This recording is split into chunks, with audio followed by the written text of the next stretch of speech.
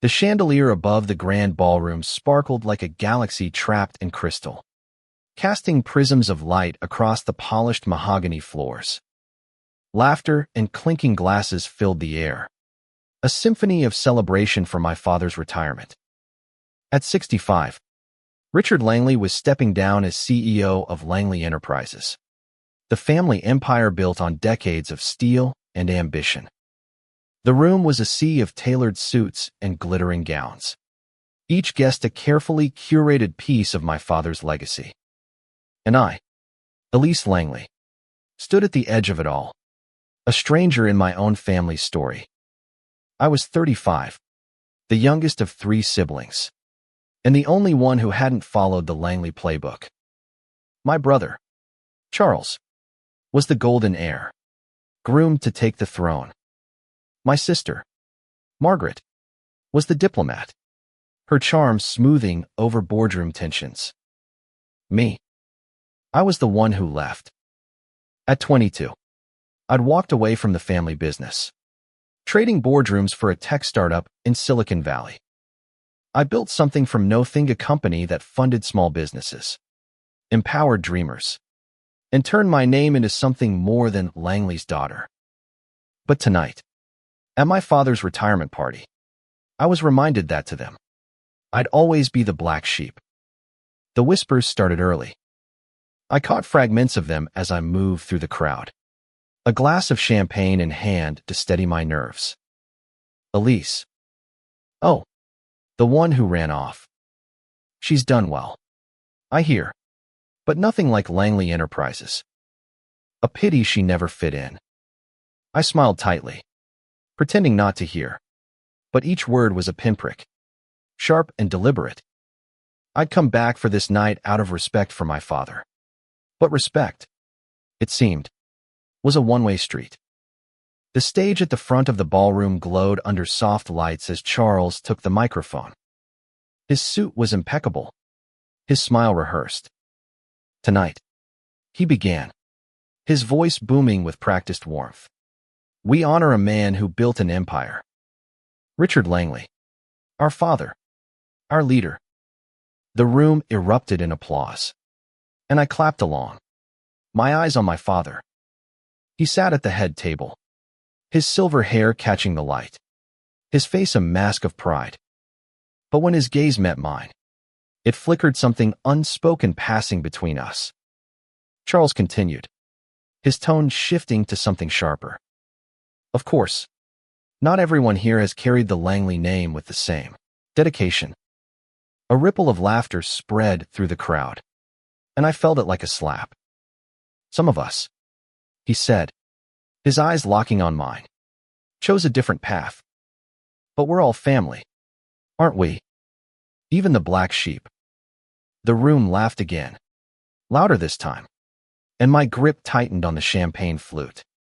Margaret, seated beside Charles, smirked, her perfectly manicured hand covering her mouth as if to hide it. I could have left then. I could have slipped out the side door, let their words dissolve into the night. But something in me snapped a thread I'd been holding onto for years, frayed by every slight, every dismissal. I wasn't just Elise Langley, the disappointment. I was Elise Langley, founder of Horizon Ventures, a company that had quietly funneled millions into community projects, startups, and dreams the Langleys would never understand. And I was done being their punchline. As the applause died down, I stepped forward, my heels clicking against the floor. The room hushed, sensing a shift. I didn't need a microphone to be heard. Charles, I said, my voice steady but laced with steel. You're right. I am the black sheep. And I'm proud of it. A murmur rippled through the crowd. But I wasn't finished. While you've been polishing the family name, I've been building something real. Something that doesn't just serve the elite, but lifts up the overlooked. And you know what? I'm done funding your empire. The room froze. My father's eyes widened. And for the first time that night, I saw something like fear in them. Horizon Ventures had been a silent partner in Langley Enterprises for years, propping up their ventures when cash flow faltered. It was my leverage, my quiet rebellion, and they hadn't even known it. Until now. I'm pulling every cent, I said, my voice carrying to the back of the room. Effective immediately. Gasps followed. Then whispers. Then chaos. Charles's face drained of color, and Margaret's smirk vanished. My father stood, his chair scraping against the floor, but I was already turning away, my heart pounding with a mix of triumph and terror. I walked out of the ballroom, the weight of their stares heavy on my back. The night air hit me like a wave, cool and sharp, as I stepped onto the balcony overlooking the city. I'd just burned a bridge I'd spent years trying to cross.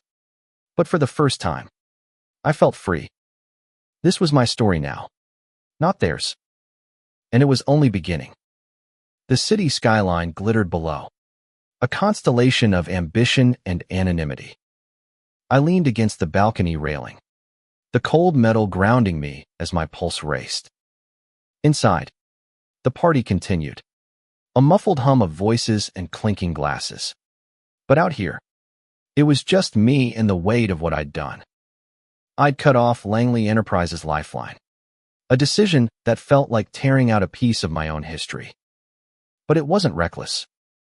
It was calculated, a move I'd been planning for months, maybe years, without fully admitting it to myself. I'd always known the Langleys saw me as the outlier.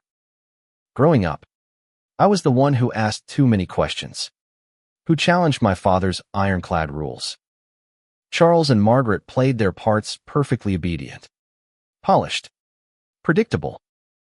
I was the one who colored outside the lines, who read books on coding instead of balance sheets, who dreamed of a world bigger than boardrooms.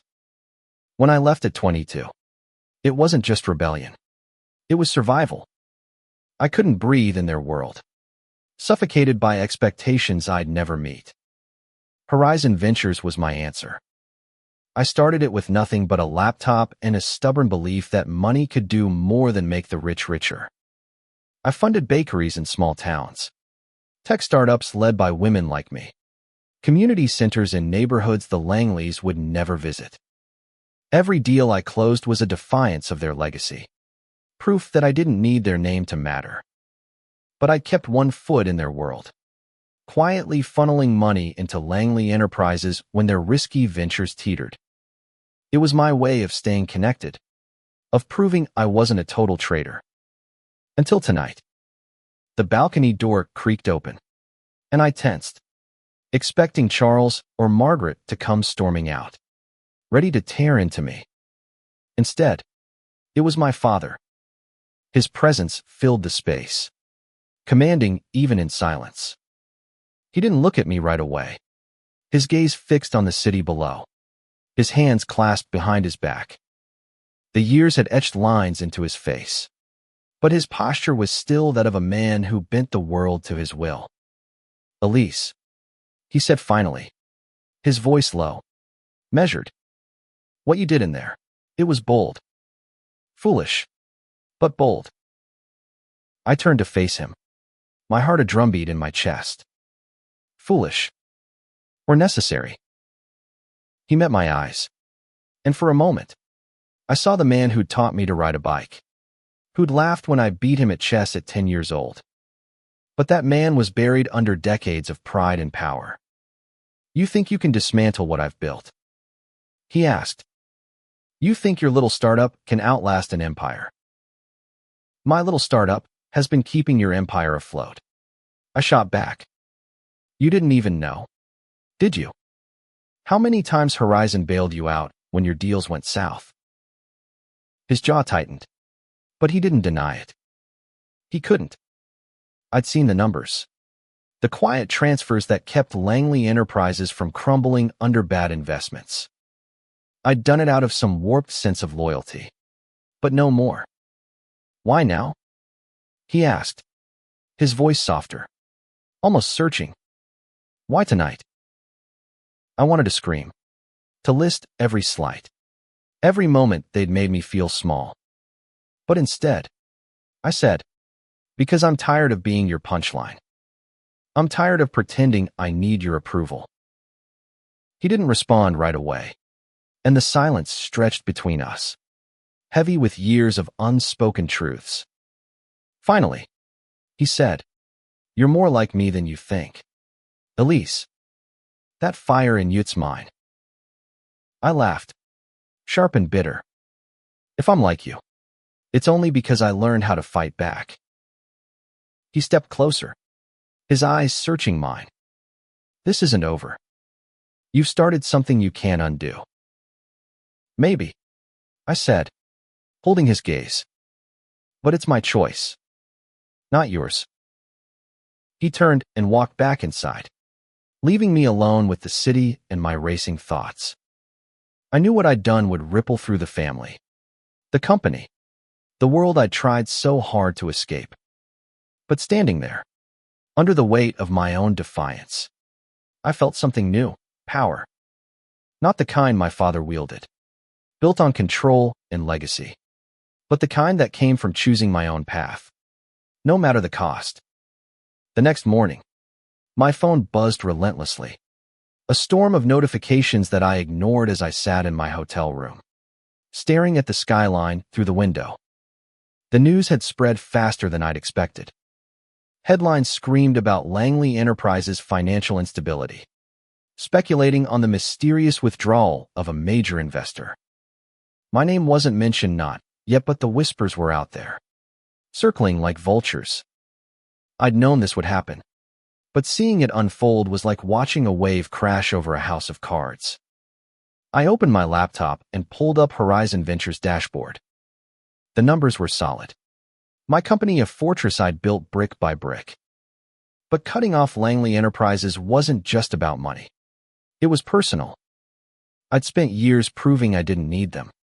But last night, I'd realized something else. They needed me. And that power came with a price. A knock at the door pulled me from my thoughts. It was Margaret, her face a mask of barely contained fury. She didn't wait for an invitation, sweeping into the room like she owned it, her designer heels clicking against the hardwood. "Do you have any idea what you've done?" she demanded, her voice sharp enough to cut glass. "I know exactly what I've done," I said, closing my laptop.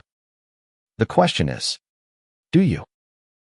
She crossed her arms, her perfectly manicured nails digging into her sleeves.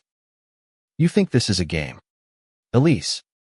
You think you can just pull the plug on Dad's legacy and walk away? The board is in chaos. Investors are pulling out. You're destroying everything he built." "Good," I said, standing to meet her gaze. "Maybe it's time something new gets built." Her eyes narrowed. "You're so naive. You think your little charity projects make you a saint. You're just as ruthless as the rest of us. You just hide it better." Her words stung, but I didn't flinch. If I'm ruthless, it's because I learned from the best. You and Charles never let me forget I didn't belong. Now you're surprised I'm fighting back. Margaret's face softened for a split second, a flicker of something like guilt, but it vanished as quickly as it came. "You don't get it, do you? This isn't just about you. There are thousands of employees, families, who depend on Langley Enterprises. You're not just hurting Usuri, hurting them." That hit harder than I wanted to admit. I'd thought about the ripple effects, but not the faces behind them, the workers, the communities tied to the company. For a moment, doubt crept in, cold and heavy. Had I gone too far? "I didn't want this," I said, my voice quieter now. "But I'm done being invisible. You called me the black sheep, Margaret. You made it clear I was never part of this family story. So why should I keep saving it?" She stared at me, her lips parting as if to argue, but no words came. For the first time, I saw her not as my untouchable older sister, but as someone caught in the same web I'd been trying to escape. She turned and left without another word, the door clicking shut behind her. I sank into the chair, my mind racing. Margaret wasn't wrong about the consequences, but neither was I. Langley Enterprises had been a monolith, casting a shadow over everything I'd tried to build. Cutting them off was my way of stepping into the light. But now, I had to face what came next, not just for me, but for everyone caught in the fallout. I opened my phone and scrolled through the messages. One stood out. From an old friend who'd worked at Langley Enterprises years ago. Elise, what's happening? People are scared. Talk to me. I stared at the words, my thumb hovering over the reply button. This was bigger than me now. I'd started a fire, and I couldn't just walk away from the flames. The coffee shop was a quiet refuge from the storm I'd unleashed. Its warm lights and soft jazz a stark contrast to the chaos in my head. I sat across from Lena, my old friend from college who'd once been a project manager at Langley Enterprises. Her dark eyes were sharp with concern as she leaned forward, her hands wrapped around a steaming mug. Elise, what the hell happened? She asked. The news is saying Langley's on the verge of collapse. Did you really pull Horizon's funding? I nodded, stirring my coffee to avoid her gaze. I did. They pushed me too far. Lena. They called me the black sheep in front of everyone. I couldn't just stand there and take it. She sighed, running a hand through her short, curly hair. I get it. They've always treated you like an outsider. But this, it's huge. People are losing their minds. My old team theory terrified they'll lose their jobs. Her words echoed Margaret's, and the weight of them settled deeper into my chest. I'd wanted to hurt my family, to make them feel the sting of my absence. But I hadn't fully considered the collateral damage. I didn't mean for it to go this far. I admitted. I just wanted them to see me. You know, to stop treating me like a failure. Lena's expression softened. I know. You've always been the one who cared too much. But this movie, it's not just about the Langleys. It's about the people who keep that company running. The ones who don't get invited to the fancy parties. I leaned back, my mind flashing to the faces I'd seen over the years: factory workers, accountants, custodians, people who'd built my father's empire as much as he had. What do I do? Lena, I can't undo it. Horizon's board won't let me pour money back into a sinking ship. Not after I made it public. She took a sip of her coffee, thinking, you don't have to undo it. But you could redirect it. Horizon's your company, right? You've got the power to decide where the money goes. Why not use it to protect the people who need it most? The idea sparked something in me, a flicker of hope amidst the guilt. Horizon Ventures was built on empowering the overlooked. Maybe this was a chance to live up to that mission in a way I hadn't before. You're saying I should fund the employees directly. Bypass the company. Exactly, Lena said, her voice gaining energy. Set up a fund for the workers' severance packages, retraining programs, startup grants for those who want to go their own way. Show the world what Horizon's really about. I nodded slowly, the gears turning in my mind. It wasn't a perfect fix, but it was something. A way to take the power I'd claimed and use it for good, not just revenge. I'll need data, I said. Employee numbers, salaries, locations. Can you help me get that? Lena grinned, the first real smile I'd seen from her all morning. I've still got contacts at Langley. Give me a day, and I'll get you what you need. As we parted ways, I felt a shift inside me. The anger that had driven me last night was still there, but it was tempered by purpose. I wasn't just the black sheep anymore. I was someone who could change things. Someone who could rewrite the story not just for me, but for thousands of others. Back at my hotel, I started making calls. My team at Horizon was skeptical but willing to listen. We spent hours sketching out a planner relief fund for Langley employees, with a focus on those most vulnerable. It wasn't charity. It was justice, a way to honor the people my family had taken for granted. By the time I hung up, the sun was setting, and I felt lighter than I had in years. But then my phone buzzed again.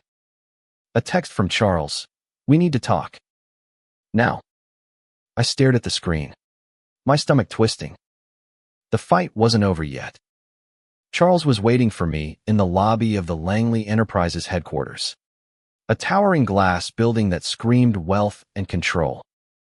He stood by the reception desk, his arms crossed, his face a storm cloud. The last time we'd been in this building together, I was 22, telling him I was leaving for good. Now, at 35, I felt like I was walking into a battlefield. "Elise," he said.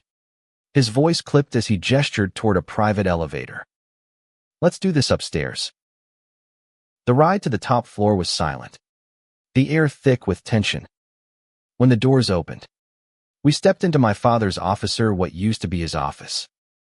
The mahogany desk was still there, but the walls were bare, the personal touches gone.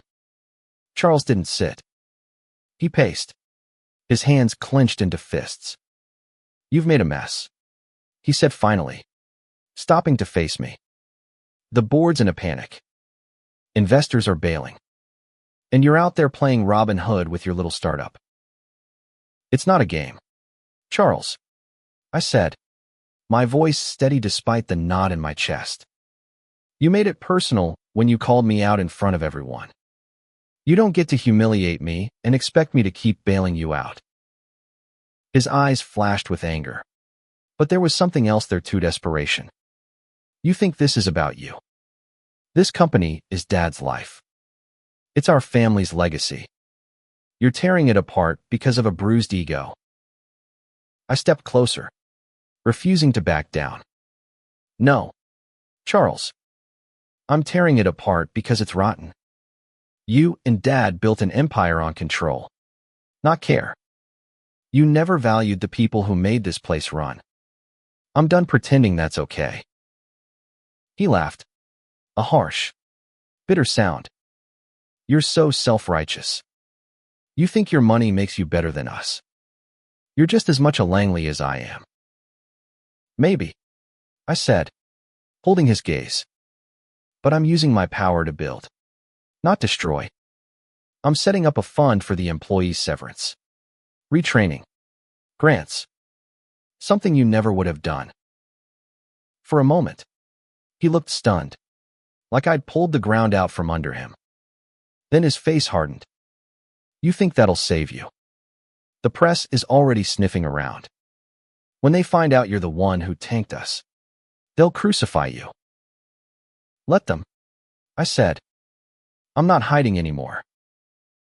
Charles stared at me, his jaw tight, and for the first time, I saw him not as my untouchable older brother, but as a man scared of losing everything.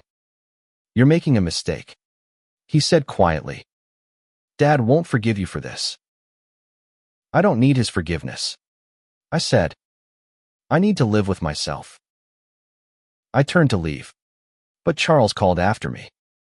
"Elise, wait." I paused, glancing back. His voice was softer now, almost pleading. "We can fix this. Together. Just come back. Be part of the family again." For a moment, I wanted to say yes, to bridge the gap, to be the sister they wanted. But I couldn't. Not anymore. "I've always been part of this family," I said. "You just never saw it." I walked out, the elevator doors closing behind me with a soft ding. As I stepped into the sunlight outside, I felt a weight lift. Charles's words lingered, but they didn't hold me back. I had a plan now, a purpose. Horizon Ventures wasn't just my company, it was my chance to rewrite what it meant to be a Langley. The next week was a whirlwind. My team at Horizon Ventures worked around the clock, pulling together the Employee Relief Fund. Lena came through with the date names, roles, salaries, years of service. We prioritized the most vulnerable, single parents, older workers, those in low-wage roles. The plan was ambitious but doable, a testament to what Horizon could achieve when we focused on people, not profit. But the world outside wasn't as kind. The press had caught wind of my role in Langley's downfall, and the headlines were brutal. Langley heiress sabotages family empire. One read. Another called me the prodigal daughter turned pariah. I tried to ignore them, but each story chipped away at the armor I'd built. Social media was worse, anonymous accounts hurling insults, calling me a traitor, a spoiled brat. I'd expected backlash, but not this venom. One evening, I sat in my apartment, scrolling through the hate, when my phone rang. It was my mother, the one person I hadn't heard from since the party. Her voice was soft, almost fragile. Elise, can we talk? I hesitated. My mother, Evelyn, had always been the quiet force behind my father, her elegance masking a steel spine. She'd never taken sides in our family's battles, but her silence had often felt like agreement with them. Sure, I said finally. I'm listening. I heard about the fund you're setting up, she said. For the employees. It's generous. I waited, bracing for the but. It didn't come. Instead, she said, I'm proud of you. The words hit me like a wave, unexpected and overwhelming. You're proud, I repeated, my voice catching. You've never said that before. I should have, she said, and I could hear the regret in her voice. I've watched you carve your own path. Elise, it wasn't the one we expected, but it's yours. And what you're doing, no, it's more than your father ever did for those people. Tears stung my eyes, and I blinked them back. Why didn't you ever say anything? All those years, you let them treat me like I didn't matter. She was quiet for a moment. I thought I was protecting you, keeping the peace. But I see now I was wrong. You don't need protecting. You never did. We talked for an hour, longer than we had in years. She didn't try to fix things or defend my father, just listened as I poured out everything: the hurt, the anger, the hope. When we hung up, I felt lighter, like a piece of me had been unlocked. The next day, I held a press conference. The cameras flashed as I stood at the podium, my heart pounding but my voice steady. I'm Elise Langley, I began. And yes, I withdrew Horizon Ventures funding from Langley Enterprises. Not out of spite, but because I believe in building something better. Today, I'm announcing the Horizon Relief Fund, a commitment to support the employees affected by this transition. This isn't about tearing down, it's about lifting up. The questions came fast. Some skeptical, some hostile. But I answered them all, my resolve growing with every word. By the time I stepped away from the podium, I felt like I'd reclaimed something, not just my name, but my purpose. That night, I got an email from Lena. You did it, she wrote. The fund's already making waves. People are talking about Horizon, not Langley. You're changing the narrative. I smiled, closing my laptop. For the first time in years, I felt like I was exactly where I was meant to be. The Horizon Relief Fund launched with a flood of applications. My team worked tirelessly, sorting through stories of single mothers worried about rent, older workers facing retirement with no savings, young dreamers who saw their chance to start over.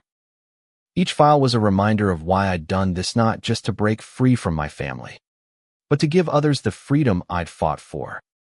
But the Langleys weren't done with me. A week after the press conference, I got a summons to a board meeting at Langley Enterprises. It wasn't a request. It was a demand. I considered ignoring it. But curiosity and maybe a flicker of defiance pulled me back to that glass tower. The boardroom was a battlefield. The long table lined with men and women who'd once dismissed me as a child playing at business. My father sat at the head, his presence as commanding as ever. Charles and Margaret flanked him, their faces unreadable. I took my seat at the opposite end, feeling the weight of every stare. "Elise," my father began, his voice calm but laced with steel. "You've made your point. Now it's time to end this. Reinstate the funding, and we'll restructure the company. You can have a seat at the table equal to Charles and Margaret." It was the offer I'd dreamed of as a kid, the validation I'd craved. But now, it felt hollow. "A seat at the table," I said, leaning forward. "You think that's what this is about?" "I don't want your table, Dad. I've built my own." Charles scoffed. "Your own? You're riding on our name. Elise, without Langley Enterprises, Horizon wouldn't exist." "That's where you're wrong," I said, my voice steady. "Horizon exists because I saw what you couldn't tell, a world where people matter more than profit. I'm not here to save your company. I'm here to save the people you forgot." The room was silent, the air thick with tension. Then Margaret spoke, her voice softer than I expected. "Elise, we're not asking you to betray your principles. We're asking you to help us fix this. Together." I looked at her, searching for the sister who'd once braided my hair, who'd shared secrets with me before the world pulled us apart. "I'm already fixing it," I said. "The Horizon Relief Fund is doing what Langley Enterprises never did, putting people first. If you want to be part of that, you're welcome to join me. But I'm not coming back to this." My father's eyes met mine, and for a moment, I saw something like respect. But it was fleeting, replaced by the same hardness I'd known my whole life. "You're choosing a dangerous path," he said. "You're not just fighting usury, fighting a legacy." "Then let it fall," I said, standing. "Legacies don't mean anything if they're built on exclusion." I walked out, my heart pounding but my steps sure. The boardroom doors closed behind me, and with them, a chapter of my life. I wasn't just the black sheep anymore. I was Elise Langley, the woman who'd chosen her own story. Months later, the dust began to settle. Langley Enterprises didn't collapse, but it was a shadow of what it had been. My father stepped back, leaving Charles to navigate the fallout. Margaret reached out a few times, her messages tentative, almost hopeful. I responded, but I kept my distance. Trust, once broken, doesn't heal overnight. The Horizon Relief Fund became a beacon, not just for Langley's former employees, but for others across the industry. We expanded it, partnering with nonprofits and small businesses to create a network of support. The press, once vicious, began to shift, calling me the rebel with a cause. It wasn't perfect, there were still critics, still doubts, but it was progress. One evening, I visited a community center we'd funded in a small town outside the city. The room buzzed with life, kids doing coding workshops, adults learning new skills, families coming together. A woman approached me, her face weathered but warm. "You're Elise, aren't you?" she said. "I worked at Langley for 20 years. Your fund gave me a chance to start my own business. Thank you." Her words hit me harder than any headline, any boardroom fight. This was why I'd done it, not for revenge, but for moments like this. For the people who'd been invisible, just like I'd felt for so long. I drove home under a starlit sky, my heart full but heavy. I thought of my father, of the empire he'd built and the family we'd never quite been. I didn't hate him anymore. I didn't need to. I'd found my place. Not in his shadow, but in the light I'd created. As I pulled into my driveway, my phone buzzed. A message from my mother. I saw the news about the community center. You're doing good, Elise. Keep going. I smiled, tears prickling my eyes. Maybe we'd never be the family I'd wanted, but we were something else now, something honest. I stepped inside, the weight of the past lighter than it had ever been. The black sheep had found her flock, and together, we were building something new, something that mattered.